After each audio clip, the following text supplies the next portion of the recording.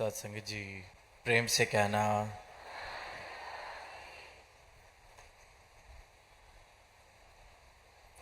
आज यहाँ सुल्तानपुर में सत्संग का सब आनंद ले रहे हैं। महापुरुषों के संतों के वचनों को श्रवण कर रहे हैं। सबकी आत्मा, सबकी रूह इस परमपिता परमात्मा की महिमा गाते हुए इसके यशोगान में आनंदित हो रही है, झूम रही है और इस आनंद की लहर को देखते हुए इसमें शामिल होने के लिए दूर दूर से सब चल के आए हैं। और एक एक संत का यही प्रयास रहा है कि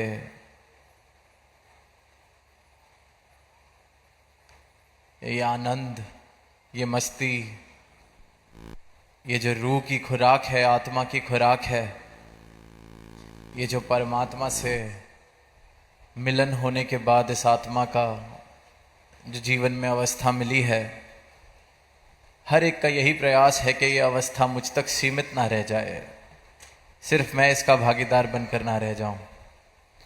इसलिए अपने मन के भाव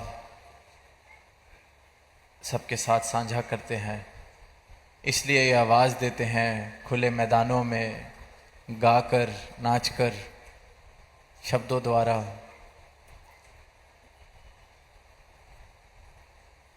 कि अपनी आत्मा का कल्याण कर लिया जाए। ये जो जीवन मिला है, इस जीवन का जो मकसद है, इसे पूरा कर लिया जाए। जिस प्रकार से इंसान अपना जीवन जी रहा है, आज देखते हैं, चाहे बड़े से बड़े दायरे में देखें, समाज के तल पर, विदेश के तल पर, विश्व के तल पर, या फिर अपने घरों में किसी भी तल पर इस बात को देखें तो मनों में संकीर्णताएं बढ़ती जा रही हैं, दीवारें बनती जा रही हैं। पहले ही इंसान ने भेदभाव करने के लिए कोई कम कारण नहीं ढूंढ रखे थे, और समय के साथ लगा के जितनी तरक्की इंसान ने की है विज्ञान के द्वारा, या जितनी दौलत शौहरत इंसान ने कमाई है, शायद ये जो भेदभाव हैं, शायद ये जो कारण हैं भेदभाव बनाने वाले, फ़र्क बनाने वाले, दीवारें बनाने वाले, शायद ये कम हो जाएंगे। पर देखा गया है, देखा जा रहा है कि भौतिक तरक्कियों का कोई इस प्रकार का असर समाज पर या इंसान पर नहीं हो रहा। फर्क मिट नहीं रहे, बल्कि बढ़ते चले जा रहे हैं। अगर फर्क पहले सामाजिक तल पर इस प्रकार थे कि जाति पाति का फर्क, रंग नस्ल का फर्क, तो आज वो जो संकीर्णताएं हैं और फर्क हैं वो इतने छोटे दायरे में आ गए हैं कि बाप बेटे में फर्क आ गया है, भाई भाई में फर्क आ गया है। कल तक तो सिर्फ जात पात की लड़ाई कर रहा था इंसान कि मेरी जाति ऊंची और फलानी जाति नीची, मेरी भाषा वाले ऊंचे, फलानी भाषा वाले नीचे। पर तरक्कियों का इस प्रकार का असर हुआ है, भौतिकता का सरूर इस तरह से चढ़ा है इंसान पर कि घर घर में, चार दीवारी में जो साथ रहने वाले लोग हैं उनमें भी आपस में फ़र्क आ रहे हैं, रिश्तों में दूरियां आ रही हैं। कहाँ इंसान को लगा था कि इतनी तरक्की प्राप्त करके, दौलत हासिल करके, उपलब्धियां प्राप्त करके जीवन में कोई अमीरी आएगी, जीवन जीने का मेरा जो तरीका है कोई बहुत ऊंचे दर्जे का हो जाएगा। पर जितना जितना इंसान ने उपलब्धियों को बटोरा है, उतना ही देखने को मिलता है कि इंसान का दिल उतना ही छोटा होता जा रहा है। कहाँ लगा था कि धन दौलत प्राप्त करके हृदय विशाल होगा, खुद को कोई अमीर कह सकेगा। जैसे जगह का नाम है सुल्तानपुर, तो शायद कोई सुल्तान जैसा जीवन, शहंशाह जैसा जीवन जी सकेगा। पर देखा जा रहा है मानवता, मानव इंसान तो सुल्तान वाला जीवन नहीं बल्कि कंगाल वाला जीवन जीता जा रहा है। और कंगालता का कारण इंसान अपनी खुद है। सब कुछ हासिल जिसने कर लिया वो भी खुद को कंगाल समझता है, उसको भी लगता है कि कुछ प्राप्त नहीं किया। शायर ने पंक्तियां लिखी हैं कि हसरतों का हो गया है इस कदर दिल में हजूम कि सांसें रास्ता ढूंढती हैं आने जाने के लिए। कि ये हसरतें, इच्छाएं, तृष्णा, ख्वाहिशें, मांगें इस प्रकार से इकट्ठी हो गई हैं, हजूम इनका इकट्ठा हो गया है, भीड़ इनकी इकट्ठी हो गई है कि सांसों को भी रास्ता ढूंढना पड़ रहा है आने जाने के लिए। इतनी सहज एक प्रक्रिया सांस, कहने का भाव यही कि इतना सरल जीवन जो सुख में और सुकून में बिताया जा सकता है, इतना सरल, जैसे सांस लेना सरल है, इतना ही सरल है एक आनंदमय जीवन जीना। पर इंसान ने हसरतों के बोझ के तले खुद को इतना कंगाल कर लिया है कि सांस भी सुकून से इंसान नहीं ले पा रहा। ऐसी भौतिकता की दौड़ में इंसान लगा हुआ है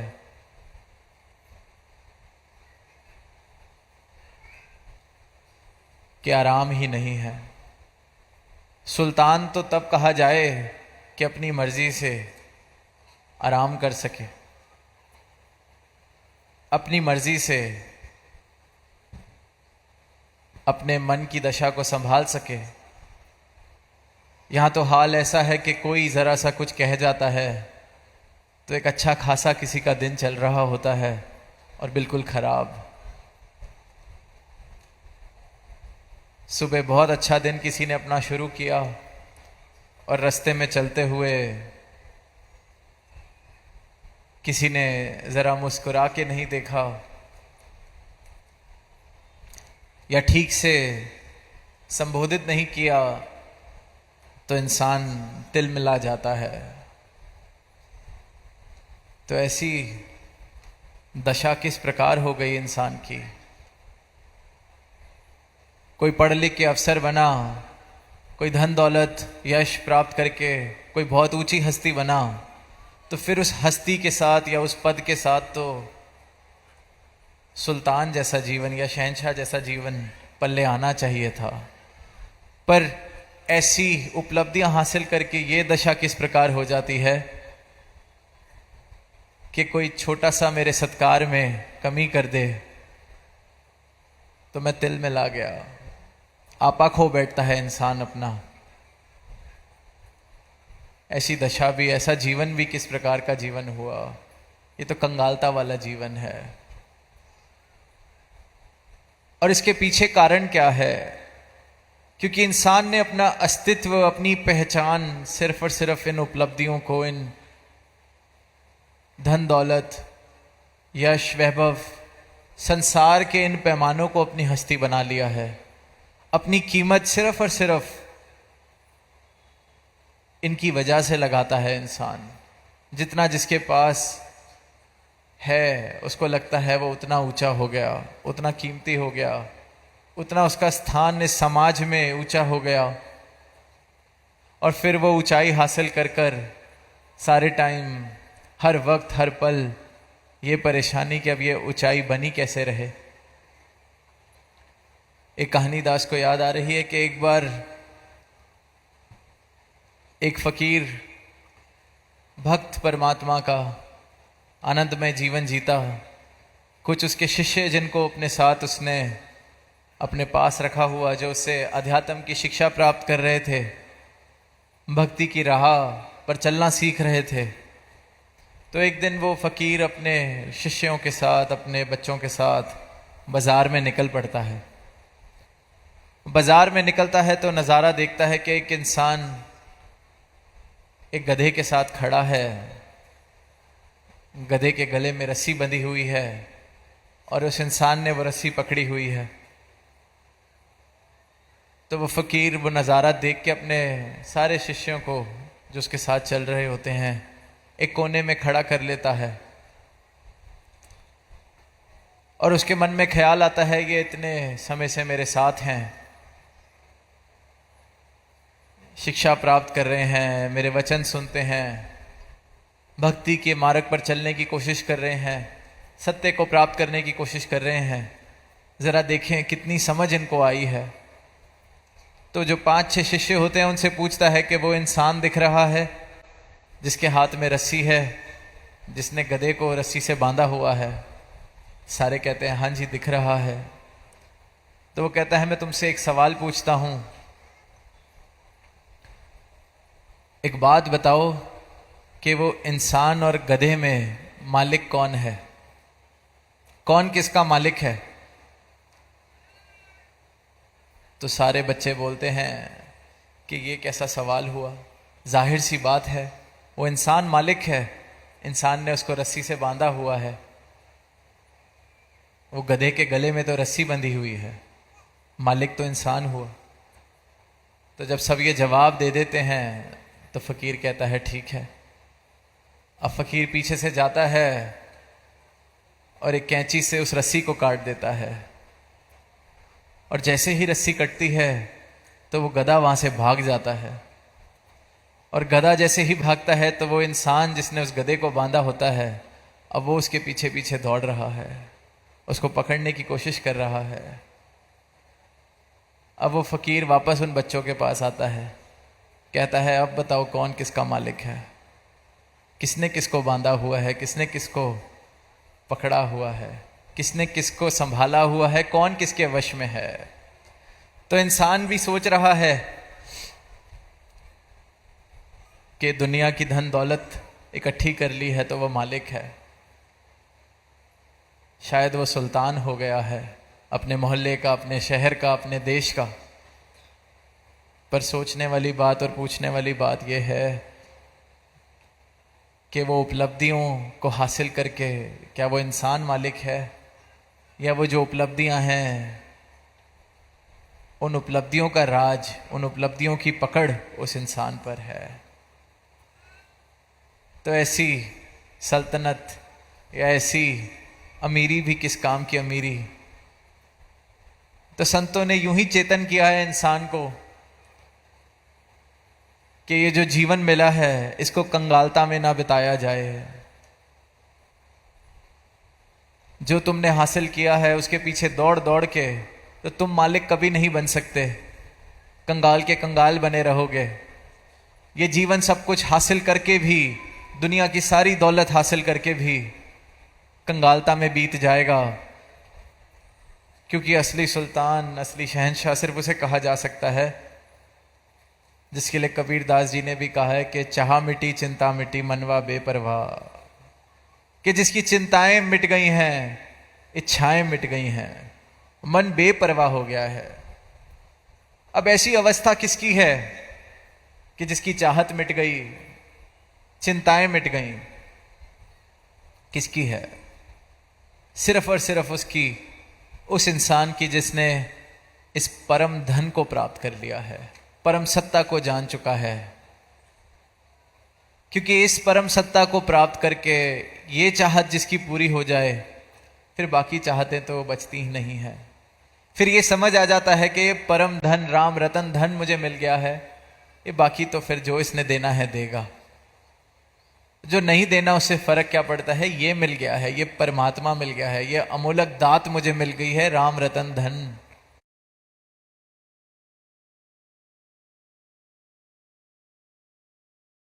पायो तो फिर चाहत मिट जाती है, चिंताएं भी मिट जाती हैं, क्योंकि समझ आ जाता है कि कर्ता ये परमात्मा है। इस सृष्टि को बनाने वाला मुझे मिल गया है, इस सृष्टि को चलाने वाला मुझे मिल गया है, जिसने मुझे ये जन्म दिया, ये इंसानी जन्म दिया, वो मुझे मिल गया है। तो चिंता अब कोई करेगा तो फिर ये करेगा, मैं चिंता का बोझ क्यों उठाऊं। ये तो वही वाली बात जो शहंशाह जी एक छोटी सी कहानी सुनाते थे कि एक राजा जा रहा था अपने रथ पर और रास्ते में किसी एक कमजोर से बुजुर्ग आदमी को देखा कि बहुत भार उठा के खड़ा है धूप में। उस पर तरस आ गए और कहा कि तू ऐसे ना पैदल जा, तू मेरे रथ पर आ जा। अब वो इंसान इतना आदी उस बोझ को उठाने के लिए, इतना आदी अपनी कंगालता से, उसको विश्वास ही नहीं हुआ कि राजा अपने रथ पर बिठा रहा है। पर अब राजा ने बुलाया है तो मना भी नहीं कर सका, बैठना पड़ा उस रथ पे। अब रथ पे तो बैठा, पर वो जो बोझ सर पे ढोया हुआ था, वो बोझ उससे उतार नहीं पाया अपने सर से। उस बोझ को सर पे ही उठा रखा है और बैठ गया है रथ पर। अब राजा पूछ रहा है कि ये क्या कर रहे हो, तुम्हें रथ पर बिठाया ही इसलिए, इस बोझ को भी रख दो। वो आगे से हाथ जोड़कर कहता है कि राजन, क्या ये कम है, आपने मुझे बिठा लिया है, अब इस बोझ को भी मैं यहां डालकर आपकी तौहीन नहीं कर सकता। इंसान अपनी चिंताओं को उठाने में इतना आदी हो चुका है, इतना आदत सी उसकी बन गई है, जीवन जीने का तरीका ही इंसान का कंगालता वाला हो गया है कि परमात्मा कहता है आ जाओ मेरे रथ पर बैठो, पर इंसान अपनी कंगालता नहीं छोड़ सकता, आदत हो गई है। बोझ तो इस परमात्मा ने ही उठा रखा है, चिंता तो यही कर रहा है। लिखा है शहंशाह जी ने कि पाताल में भी रोटी देना इसकी जिम्मेदारी है। हम यहां सब पहुंच गए हैं, अपने जीवन की जिस भी मुकाम पर हैं, इसने पहुंचाया। हर श्वास मुझे ये दे रहा है, अब मैं श्वास की चिंता करने लगूं तो मेरी चिंता करने से ये सच्चाई नहीं बदल जाती कि देने वाला करने वाला ये परमात्मा है। ये तो मैं बेकार में ही चिंता का बोझ उठाए बैठा हूं। जैसे उस बुजुर्ग ने रथ पर खुद भी बैठ गया, पर बोझ अपने सर पे ही उठाए रखा। तो चाह मिटी चिंता मिटी, जिसे ये बोध हो जाता है सदगुरु की कृपा से, ये राम रतन धन प्राप्त हो जाता है, तो चाहत भी मिट जाती है, चिंता भी मिट जाती है, क्योंकि ये कर्ता परमात्मा मुझे मिल गया। कौन सा परमात्मा? कहने सुनने वाला नहीं, हूबहू जिसके लिए लिखा है कि शस्त्र जिसे काट नहीं सकते, अग्नि जला नहीं सकती, पानी भिगो नहीं सकता, जो कल भी था आज भी है कल भी रहेगा, ये परमात्मा सदगुरु, इस परमात्मा के मुझे दर्शन कराता है। ये परमात्मा मेरे जीवन में आ जाता है सिर्फ हृदय से, सर झुकाने से सदगुरु के चरणों में। और जिस जिस इंसान ने इस दौलत को, इस राम रतन धन को हासिल किया है अपने जीवन में, उसने ये गवाही दी है फिर, चाहे वो मीराबाई, महलों में पलने वाली मीराबाई हुई, पायो जी मैंने राम रतन धन पायो। महलों में रहने वाली को भी लगा कि जीवन में कोई कमी है, इसलिए राम रतन धन पाया। अगर महल की चकाचौंध ही जीवन में कंगालता को मिटा देती तो फिर उसको वो खोज नहीं करनी पड़ती इस राम रतन धन की। फिर कबीर दास जी ने, कुटिया में रहने वाले, उन्होंने भी पाया, उन्होंने भी फिर आगे उद्घोष किया कि चाह मिटी चिंता मिटी मनवा बेपरवाह, जिसको कुछ नहीं चाहिए सो ही शहंशाह। और जिसको ये परम सत्ता परमात्मा राम रतन धन मिल गया, उसको फिर क्या ही कुछ और चाहिए हो सकता है। इसलिए फिर ऐसी अवस्था जिसने प्राप्त की उसको शहंशाह कहा गया है। जिसने कंगालता वाला जीवन छोड़ा, मैं मेरी वाला जीवन छोड़ा, दीवारों वाला जीवन छोड़कर इस खुले आसमान में जीना शुरू कर दिया, इस निरंकार के अंदर जीना शुरू कर दिया, परमात्मा के एहसास में जीना शुरू कर दिया, ऐसे इंसान को फिर कहा गया है कि ये शहंशाह वाला जीवन जी रहा है। चाहत ही मिट गई, चिंता ही मिट गई। और कारण है कि सब कुछ करने वाला, देने वाला, बनाने वाला, मिटाने वाला ये प्रभु मैंने प्राप्त कर लिया है। तो फिर अब वो मूर्खता मैं नहीं करूंगा कि इस राजा ने अपने रथ पर भी बिठाया है और मैं बोझ भी ढोता चलूं। तो ये जीवन में कंगालता अगर है तो सिर्फ और सिर्फ उसका कारण मैं हूं। एक पल में ये कंगालता वाला जीवन छोड़कर इस परमात्मा को, इस राम रतन धन को मैं हासिल कर सकता हूं। कहते हैं गांव में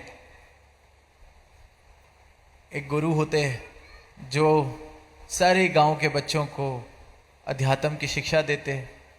अब वहाँ सबका ध्यान आया कि आपका बहुत रुतबा है, आपका सब बहुत सम्मान करते हैं, आप हमारे राजा से कहिए कि यहाँ एक छोटा सा स्कूल बनवा दें। आपकी बात वो नहीं टालेंगे, आप कहेंगे तो वो ज़रूर करेंगे ये बात पूरी। अब वो गुरु आगे से बोले कि वैसे तो मेरा उधर जाना आना नहीं है, पर अब तुम्हारा इतना प्रेम है तो तुम्हारे लिए मैं चला जाता हूँ। अब वो गए तो पता चला कि अभी राजा किसी कक्ष में बैठे हैं, तो बाहर इंतज़ार करने को कहा। अब इंतज़ार करते करते वो गुरु जो बाहर बैठा है अपने शिष्यों के लिए, उनके परिवार की वो ख्वाहिश पूरी करने के लिए बैठा है। उसको आवाज़ आती है कि वो राजा तो हाथ फैलाकर खुद मांग रहा है, मंदिर में खुद मांग रहा है कि मेरी सल्तनत को बनाए रखना, मेरे राज्य को और बढ़ाना, मुझ पर कोई युद्ध ना करने आए, हर तरह की जो मांगे, मुझे पुत्र धन देना ताकि मेरा वारिस मुझे मिल जाए। हर तरह की मांग करी जा रही है राजा के द्वारा। अब इससे पहले वो फ्री होता वहाँ से और बाहर आता उनको मिलने, गुरु वापस चला गया और उसके बच्चों ने पूछा कि आप मिला है राजा से, आपने बात की वो स्कूल बनाने की? तो गुरु ने आगे से बोला कि किस बात का राजा, वो तो हाथ फैला के तुमसे भी बुरी हालत में है, जितनी तुम्हारी मांगे नहीं उससे ज़्यादा मांगे तो उस राजा की हैं। वो राजा नहीं है, उससे अच्छी अवस्था, उससे बड़े राजा तो तुम ही हो। और मैं तो यही कहूँगा उसका रास्ता छोड़ो जो तुम्हें धन मिला है, इससे ऊपर के जीवन पे, इससे ऊपर की यात्रा तुम करो। वो राजा नहीं, वो तो तुमसे भी बड़ा मांगता है, तुमसे भी ज़्यादा कंगालता वाली उसकी हालत है। तो यही हाल है इंसान का है, जहाँ जीवन हीरे जैसा जीवन मिला है उसको कौड़ियों के भाव लुटा रहा है, और कोई और उससे ये काम नहीं करवा रहा।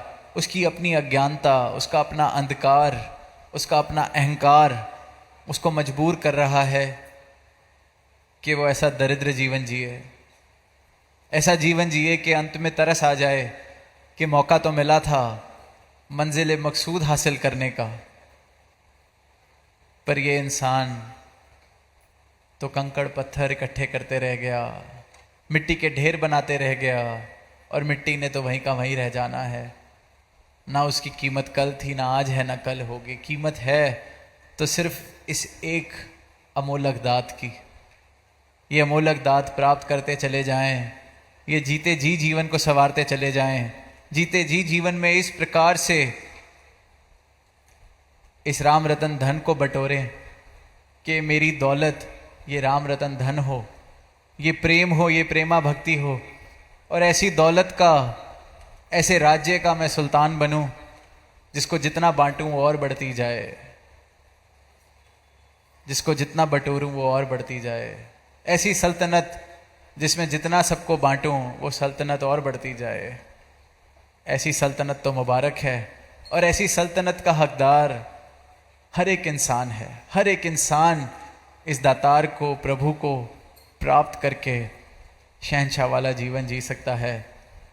चाहत और चिंता मिटाकर एक जीवन जिया जा सकता है, और यही जीवन झोली में डाल रहे हैं सतगुरु, और इसी जीवन को जीते हुए ये संत भक्त अपनी भक्ति कर रहे हैं, और सारे ही संसार को आवाज़ दे रहे हैं कि आओ रब के दर्शन कर लो, परमात्मा को हासिल कर लो, प्राप्त कर लो।